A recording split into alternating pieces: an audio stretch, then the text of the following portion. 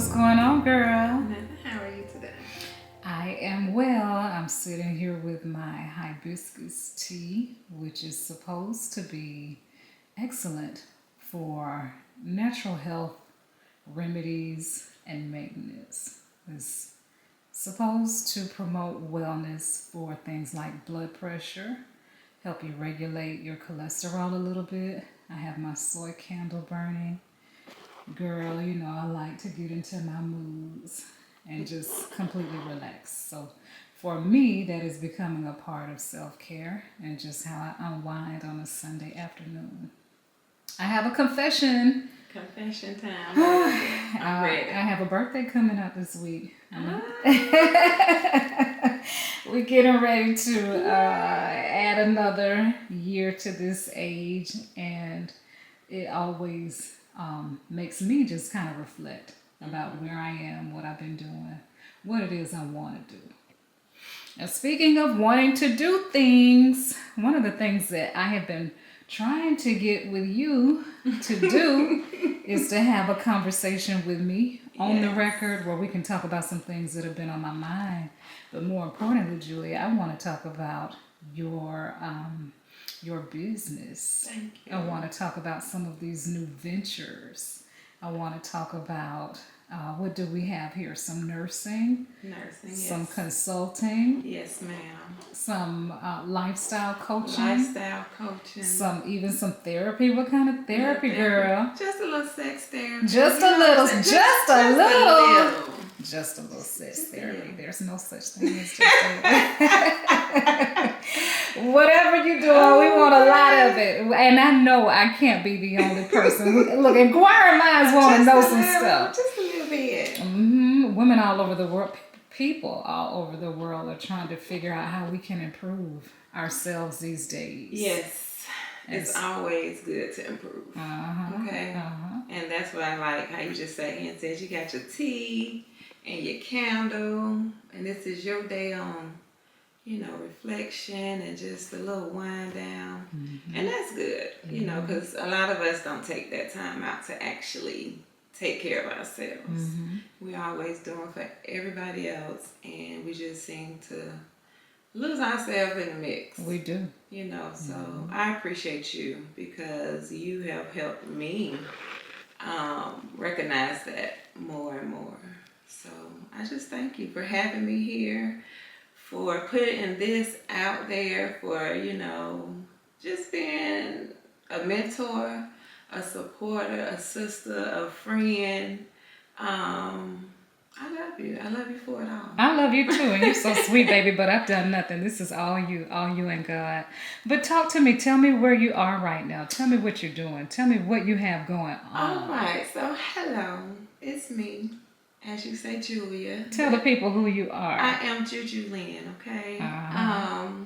RN, for those who don't know, registered nurse, 20 years registered nurse. It's a long time. I'm a mother. I'm a wife. I am an entrepreneur, businesswoman, and I do it all. And not trying to toot my own horn, but I do it all. And it's okay. I'm okay with saying that now. I used to be a little shy and skittish and scared about what somebody else gonna think. I do it all. And that all includes life coaching, a little sex therapy. I keep saying a little, some people cringe on sex. That is a taboo. We can get into that. It's a whole nother subject. Life coach, sex therapy, event planning, catering. I'm here, baby. Healthy ways of living. Healthy ways of living. Doing whatever you do better. Doing everything you do better. To where it benefits you. So, JuJu Lynn, I'm just going to get right into it. Talk to me about how you attract the things that you desire. It's getting ready to be the year 2025. Yes. And this has been a difficult year for a lot of, myself included. I tell you, like girl, we talk all the time. And my life is beautiful. I live it well. But this has been a year for a lot of growth experiences. I have had some personal hardships. And I'm finding ways to solve problems creatively. You know what I mean? Every day I intend to be a better woman than I was the day before. And still, I think I've gotten really good at finding happiness because that's a decision you make, isn't it? It is. But It's a choice. it is a choice. But what I want to do is continue to figure out how to attract the things and the people. Now, I tell you what I'm good at. I'm good at finding ways to letting go. Like, I don't know, I need to teach a class or get a therapist to help me with this problem, because if I don't know how to do anything else, Julie, I can cut something off. You can cut it off. I can cut things, people, you name it. I am very disciplined in that regard. But talk to me and anyone else who's listening and wondering, how is it that we attract the things in this life that we want? Okay, I like to always say, I'm going to use me. Everybody isn't at the same place, in their lives with things like what we're about to talk about, how you attract the things you want. It takes learning, but we're going to start off with, for me, it's the emotions. You have to control your feelings and your emotions when you are focusing on your desires and on your wants. I also like to call it brainwashing yourself. Okay. It's a saying we've heard a lot. They say good liars believe their own lies. They do. So you're telling me I gotta lie to myself? Yes. Okay. And believe it. What does that look like? That looks like, we're going to say, a dream home. Okay.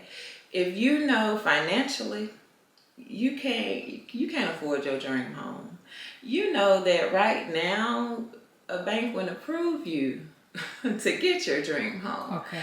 So I'm gonna brainwash myself a little. Okay. I'm gonna wake up every day.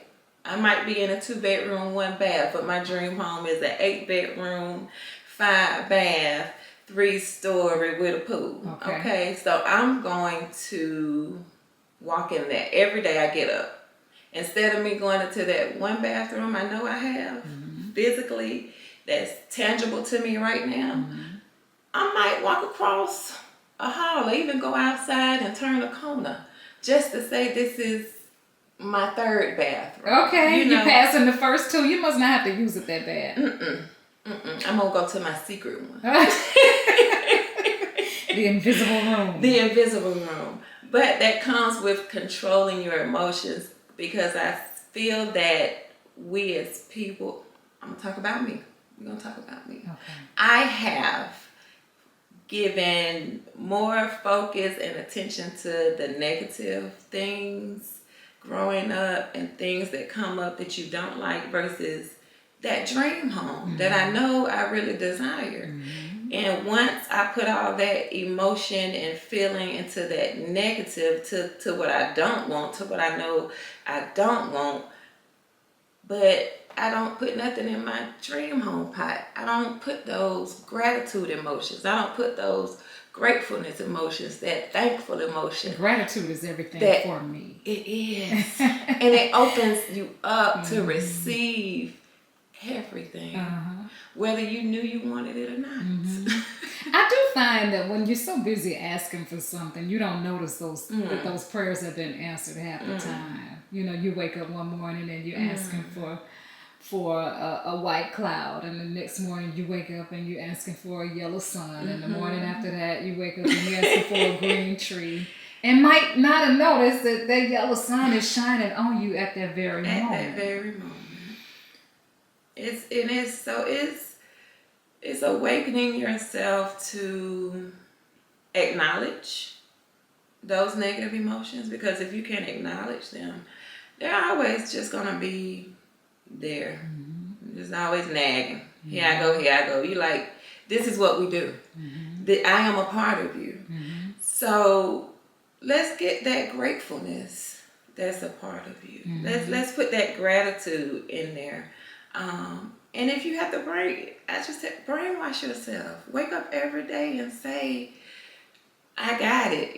Whatever it is. I don't know. Start with something small, and make it to where you actually believe it, to where it gets so embedded in you that it's almost just like we know we wake up in the morning, we gotta brush our teeth, wash our face.